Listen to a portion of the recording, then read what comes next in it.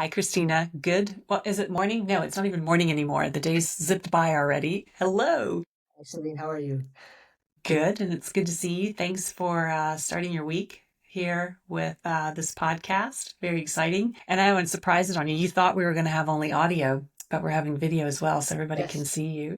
exactly. And luckily, the background's not so bad either. I won't turn it this way, 'cause then you can see the bed and it's not made up very nicely. So I'm going to face it this direction. Yeah, that's the beauty of how we work nowadays. Exactly. And for blurred backgrounds too, when we're in places that need to be blurred. So thank you so much. First of all, because you contributed to the book, which is fantastic. And I'm excited that that's going to be out soon and that you've also agreed to be on the podcast. So our paths crossed only last year, but I feel like we've known each other for years. It's just been such a pleasure. We've seen each other in the cities. You were in Hamburg. I saw you also in Switzerland. So it's been a great journey getting to know you.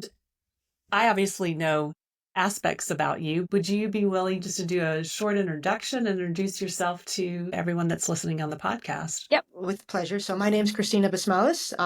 I live in Zurich, Switzerland, with a very strong American accent, which I can't get rid of. Been here for almost 28 years. I like to define myself as a tech and life science enthusiast, or life science and tech. Most of my career has been driven through technology as a consultant with PwC and IBM, working at IBM Watson Health, working with Google Cloud in a sales role, leadership role, and most recently was pivoting at a biotech as a CRO, a chief revenue officer. I have had a very interesting career of both really technology and then moving into sales and moving into strong leadership. And yeah, very, very happy to be here. And I look forward to the conversation. Yeah, me too. Yeah, I think every time I hear you make the introduction and I think about all the places that you've been in and the variety of businesses that you've worked in, it's really interesting. There's kind of this red thread, but always on development. And I loved your story that you shared also in the book about how you really got excited about data and working in the data space as well. So we will get into that a little bit later in Absolutely. our conversation. So thanks. I know that you've made some big decisions. You know, as you said, we're both Americans living in Europe. That was probably a decision in itself to come and do that. If you reflect on your career and you think about having faced big important decisions and not necessarily always playing it safe and being willing to take a risk, one of the things that I ask myself if I'm in the situation where I do need to make a big decision, I ask myself, what if I don't? And what happens if I don't make this decision? How is my life going to be impacted? And if you reflect on your own career and steps that you've taken, is there a time that you can share with us about when you've asked yourself that? What if I don't? It's because you gave the questions ahead of time, I did some thinking, right? But it's funny because there are so many, obviously moving to Switzerland when you're 24 years old. But from a career perspective, I mean that was a big changing moment. But I looked over my career, and probably the biggest one that really affected me and was a question of play it safe or take a challenge. And most of my career steps have been play it safe or take a challenge, and I've always taken the challenge. One of these times I may play it safe, but was Probably actually not. when I was working at IBM. So I was at that stage I was an associate partner in the consulting business. My career was going great. I was flying on the road to become a partner. Probably in a few years after that, and I was given the opportunity to pivot out of the consulting business. So IBM had bought PwC a couple of years prior. So we still, like I always introduce myself. Hi, I'm Christina. I'm ex PwC, right? So it was still, you still felt yourself being PwC and not IBM. And I was given an opportunity. Hey, do you want to see the bigger IBM? You could go into what they called sales and distribution, which was more the sales organization that went across all of IBM's offerings, whether it's software, hardware, outsourcing, consulting, all the stuff that was there. And so I was offered to go there. So to pivot over, leave the consulting business, moving into the sales and distribution. And I was given two different clients I could take become the technical advisor for. One was UBS, which is where I was working for the last 10, 12 years of my career, was financial services. So, it's like, okay. And UBS was, as you know, big bank, but IBM was doing really great with them. They had, of course, they had the big mainframe. They had a lot of consulting. They had a lot of software. They had a super happy client. They were making lots of money, all the great stuff. And then I was also offered Novartis, and Novartis, which is in life sciences, of course, big pharma. IBM was their biggest IT provider, but they weren't doing so well, right? So they had a lot of issues. There was the outsourcing contract was a mess. They were bringing in a whole new account team, and they wanted me to be part of it. At first I thought, okay, do I leave consulting where I was, my whole career was consulting. I've done at that stage Mhm. 12 years in the consulting business and was, again, flying high and moving forward very well. So, do I leave it? Do I not leave it? I said, okay, I'm going to leave it. So I made that decision. And then I said, okay, because I could always come back, right? So I felt like, you could Sure. always go back, right? And then I said, okay, do I go to financial services or I go to life sciences? And there I struggled because I said, okay, one's making really good money and they're doing really well. Another one is really not doing well, but I could make a big impact. And as you know, because we're talking to each other now, I took the Novartis one. And it was, if I look back, that was the biggest change in my Mm. career because I got into an industry which I fell in love with. So healthcare life sciences, was an industry back in 2005, 2006.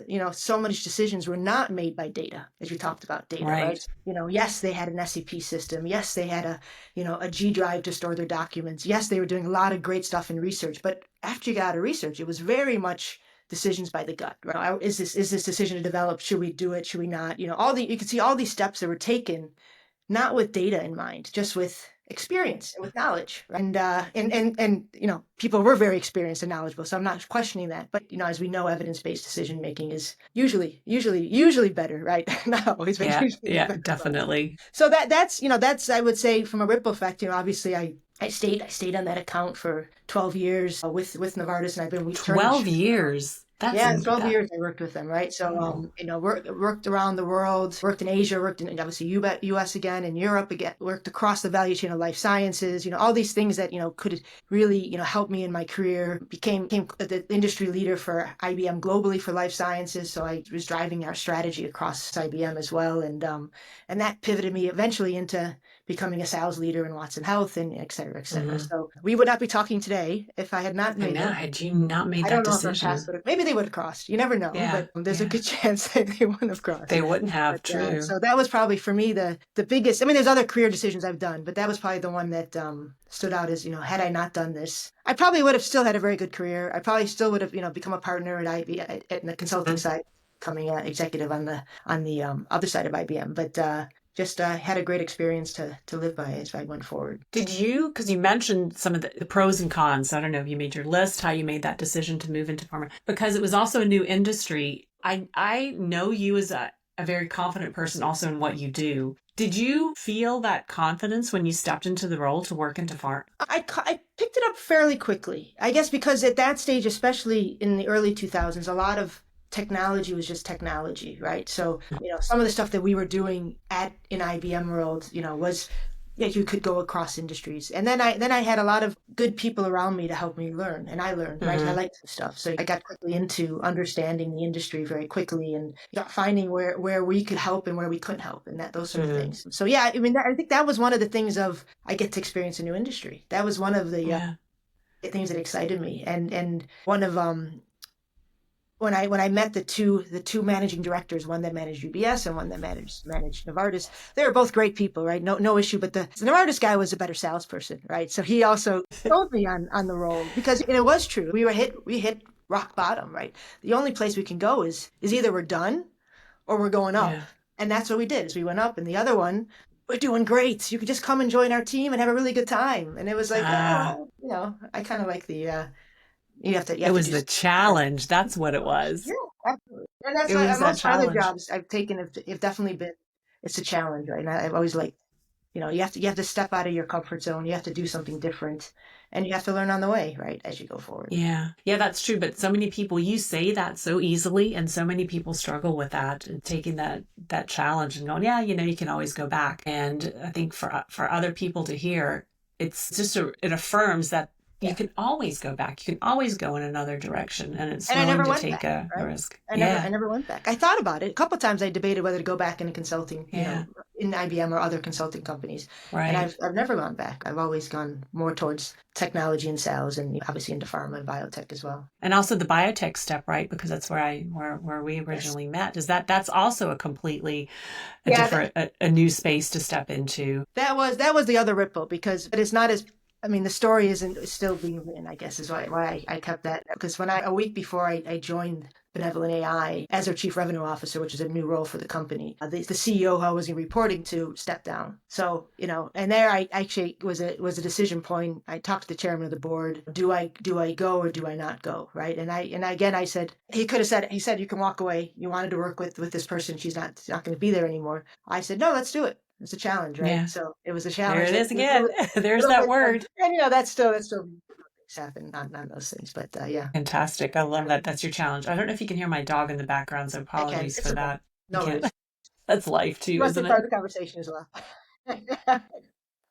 Exactly. So, thinking also about people, I think you've also obviously had individuals that have impacted you and helped shape where you are today. Is there somebody in particular that you'd like to share a story with us today that has had an impact and a ripple in your life? And if they're here in this call, what would you say to them? Yeah, I'm going to stay back to that same point. I have a lot of people that have helped me through my career. Absolutely. You get these great sponsors, you have great mentors, but it's probably that same person that I mentioned as a great salesman that got me to join the Novartis account. A gentleman named Adrian Cohn. He's probably one that changed my career. And it was one of, in your book, that story of learning was also, he was my mentor. Right. He was my boss, right? So he was my boss for a long time. I guess about 8 years he was my boss. We got along well, but a boss is a boss as well, right? So Yeah, true.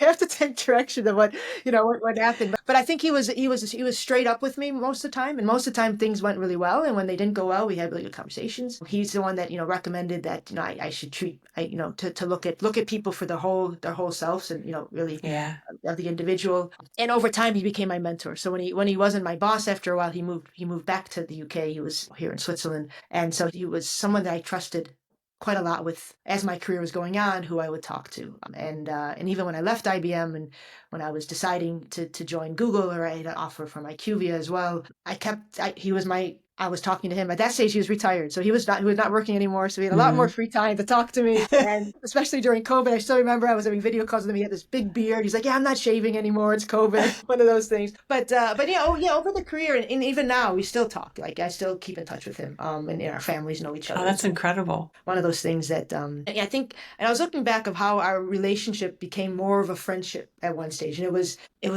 what was that? I guess it would be, he was still my boss at the time, but it was 2010, 9, I don't know, maybe 11. There was one, remember the volcano ash that hit over Iceland? Right. Yes. Whatever that was. I don't know what year it was, but I remember where I was because I was So impacted by it. It's funny. It's one of those you always know. You were in Brussels. Yeah.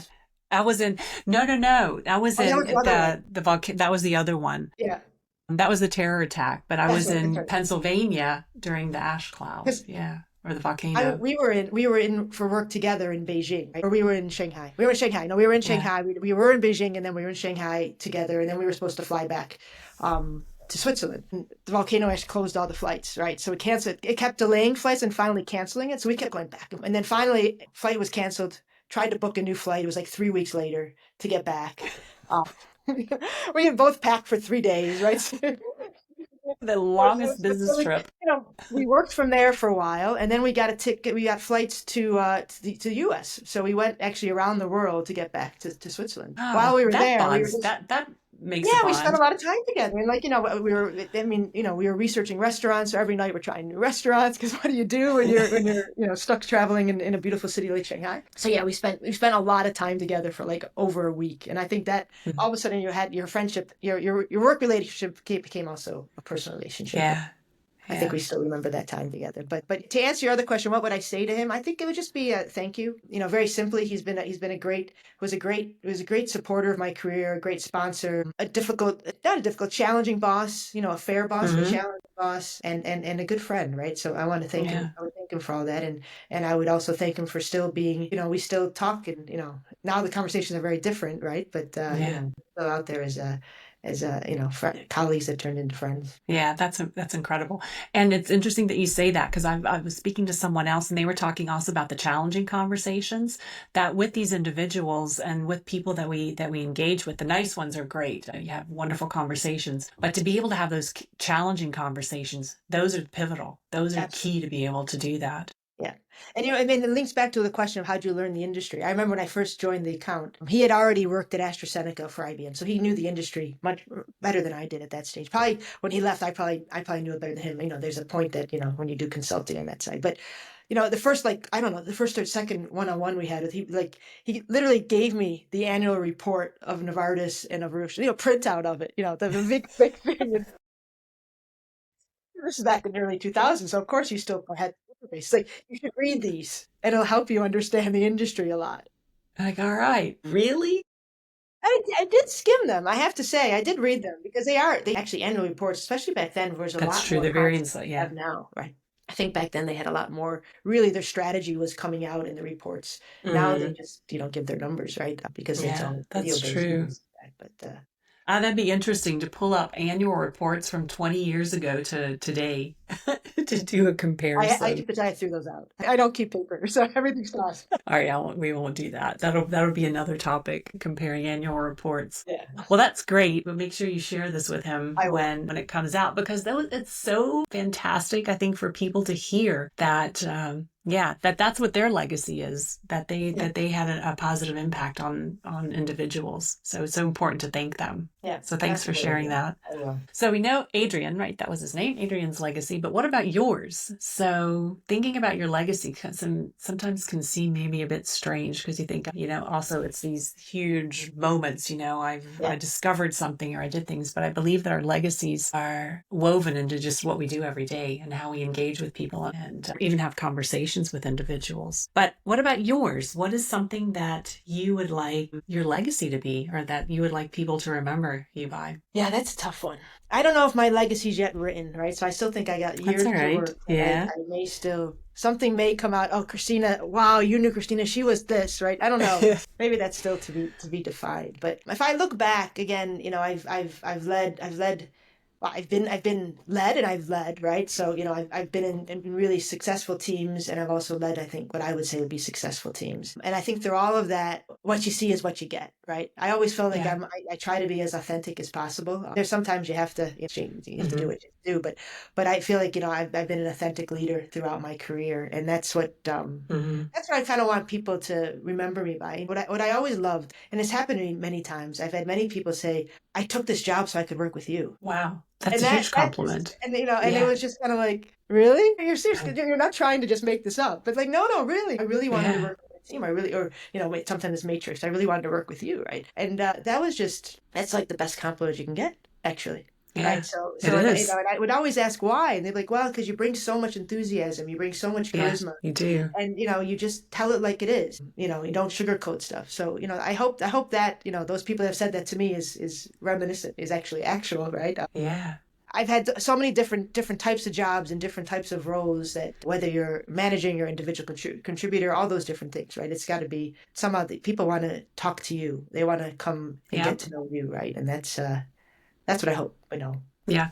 I'm remembered Well, by. I can attest to that, because when we met, I saw you were on a stage and you were speaking at a conference, at an HBA conference. And I remember the conference wasn't in rows, it was at tables. And so Yeah, we were all exactly. like, whoa, what you did with the topic was incredible. And afterwards, I was like, I have to talk to her. And I was like, oh, she has to be in the book. Oh, God, she's going to think I'm crazy. I don't even know her. But I need to make this has to happen. And you did that. And that was the way, your authentic way, the way that you spoke, the way that you addressed the topic. Yeah, it was just infectious. And it wasn't just me, it was everyone else that was around there as well. So you definitely, that is one tick, that is one part of your legacy for sure. Yeah, fantastic. No, it's yeah. I like to speak at conferences, as you know, right? So it's always Yeah, fun you do that well. to do that. Absolutely. Yeah. Well, Christina, thank you. As always, I so enjoy our conversations. As do I. Yeah, We should do them really, more really often. do. We should. And I was talking to someone last week about that. We used to volunteer together for the HBA, and now we've shifted and we don't have these regular calls. And we have decided to set up a monthly call. Oh, And nice. that's what we need to do. Yeah. Just set up, 20 minutes, coffee chat, just to do it. Because I think that if we don't, everyone gets involved in their lives. Like you said this morning, where does the time go? And scheduling those chats is just yeah, so valuable and great, and we don't lose track. Agreed. So I'm going 100%. to reach out to you. That's my commitment for today, and that Fantastic. we find a time and we can Yeah. schedule something regularly in. I look forward to it. No, definitely for sure. All right. All right. Well, thank you very much. Thanks. Really a pleasure to be on your podcast. Yeah. And to have a face to face and not just a recording. So I know. Now we hopefully just see each that's other. it. All right, Christina, have a good week and we will chat again soon. Take care. Thanks very much. Take care. Bye bye. Bye. Bye.